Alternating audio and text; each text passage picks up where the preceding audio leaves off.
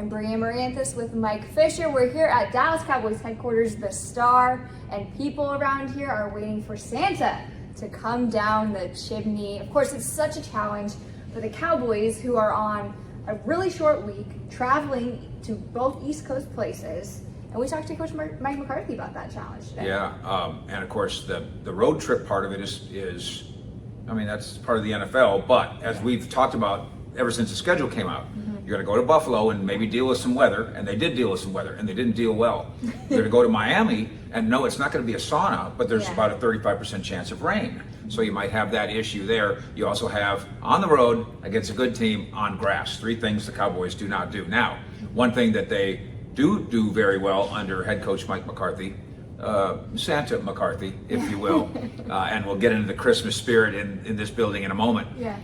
They don't lose consecutive games. No. Like pretty much ever. Right, 11-1. Yeah, and that's a really good way to get your 11th win. That's a good way to be 11-4 when you don't lose them back to back. But at Buffalo, at Miami is a different kind of back-to-back, and it could end up being coal in the Cowboys' stocking.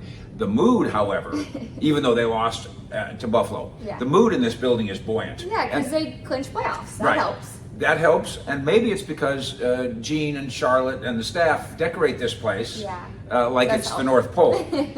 You actually were the one that triggered a conversation with the Cowboys head coach Mike McCarthy about first of all, dealing with your family and trying to have fun with it at Christmas, but then also trying to juggle the very important coaching job that you have with trying to also make sure that you're there when the kids are opening the presents. And how do you really balance that? And that's why I asked him. It's like, this is your busiest time of the year. This is the crunch time for you, but it's also a really great time for the family.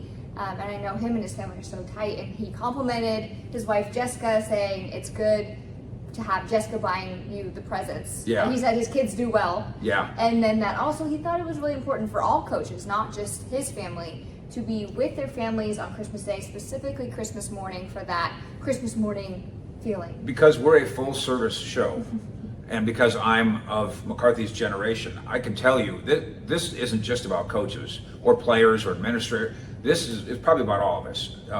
We work, you know, we pretty devoted to what we do here. We work weekends and nights. But you really do. In fact, we just had a big conversation. What are we going to do all Christmas weekend on Cowboys SI and our CowboysSI.com and the NFL work that we do in the NBA? And, you know, should we make special accommodations? And I said, I don't mean to be a jerk, but if you sign up to be a sports writer, you sign up to work on holidays. Just the way it is. So anybody that can't, let me know, and you're fired. No. Uh-oh, bad time for me to know. But it really is trying to find some balance, and it's foundational if you're a football coach, because there is a temptation after a loss to say, I'm gonna stay at the office one more hour. I'm gonna watch one more bit of film. Or, as coaches of a previous generation once did, a terrible idea. It sounded so manly. I sleep on the couch at the office all night. But why? Your house is right there.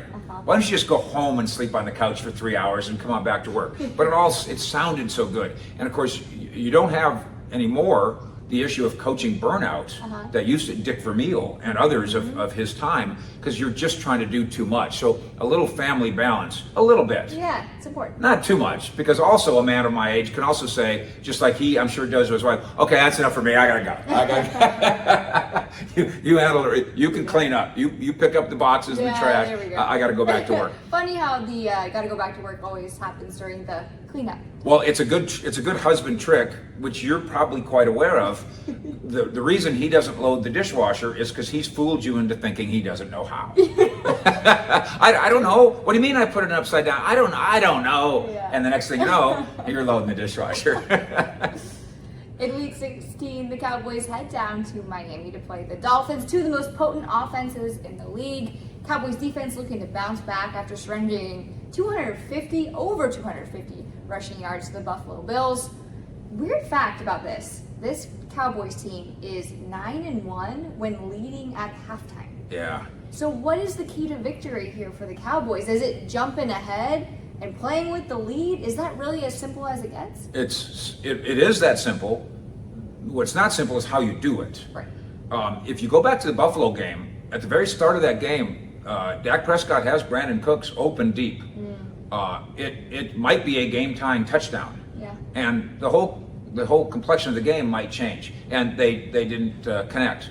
So yeah, fast start, get ahead. But how? And maybe you need the ball first, especially against a Miami team that, as you said, they're the #1 scoring offense in football. Dallas, #2 scoring offense in football. I do wonder, maybe we should ask McCarthy that when he's done unwrapping his presents.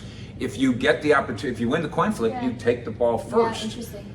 So you have a chance to get ahead 7-0, and it is true. When the Cowboys get ahead, everything does start falling in place. The offense feels like gets in a rhythm, which of course you don't if you're not ahead 7-0. You're not in a rhythm. The defense gets to start playing downhill, and also gets to start using its speed instead of getting bullied around. They got bullied in Buffalo. One thing that's helpful for Dallas, Miami runs the ball extremely well, obviously, but they do it with speed. They don't bully you. It doesn't make it a better problem. It's just a different problem. Let's talk a little bit about the Dallas injury report. Tyron Smith popping up.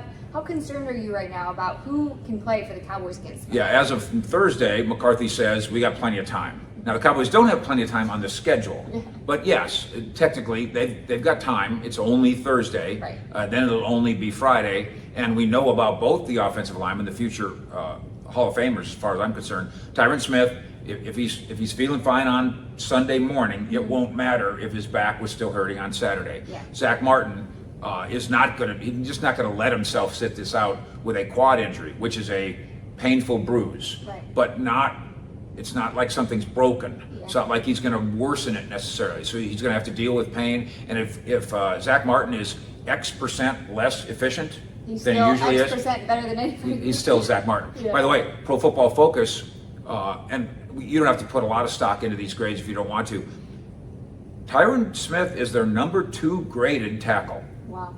And so there's going to be another conversation to have about his future here, because that was in some doubt as of last spring. You want him back? So you want to come back? So you want to retire? I don't think he's going anywhere. You want to hang your hat on Tyron for one more year based on the way he's played and the way he's managed the injuries, because he's not going to do very much here at midweek. Maybe he'll ramp up a little bit. So the answer to your question is a long answer to a great question. How worried are you? Let's check back on Saturday on the health condition of Zach and Tyron. Last week, Dak Prescott did not look MVP-like. However, does his name still deserve to be in the mix for NFL MVP? It's fortunate for those who put value in this, put stock in this. Did Jalen Hurts look like an MVP? No. At Seattle. Did Josh Allen do anything in the Buffalo game against Dallas as an MVP? Even he himself said, it was like I was in a group project in high school and I got an A even though I didn't do anything. We've all been there. A little bit. Not us very much. You've all been there, right? The group project, That's what I'm talking about. So does that mean now, okay, it's just Brock Purdy all by himself? Because Tyreek Hill didn't play. What about Lamar Jackson? Lamar Jackson should not be overlooked here. Tyreek Hill? And Tyreek Hill, who I think the Cowboys are going to see this week, because I think he wants to be seen. Oh, for sure. There's still good names in this. There's still time. It's funny, though. This is such a recency bias conversation and award.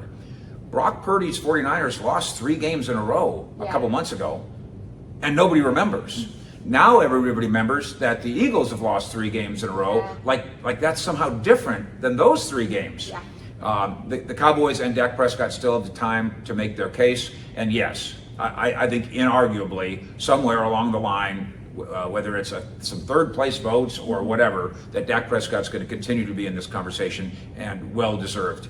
And while Micah Parsons maybe yaps about this kind of thing too much, he is absolutely right when he ponders why critics of the Cowboys, national media, fans too sometimes, local media sometimes, why they sit in wait for Dak Prescott to make a mistake and then say, see, told you, he can't be an MVP, but he has been an MVP for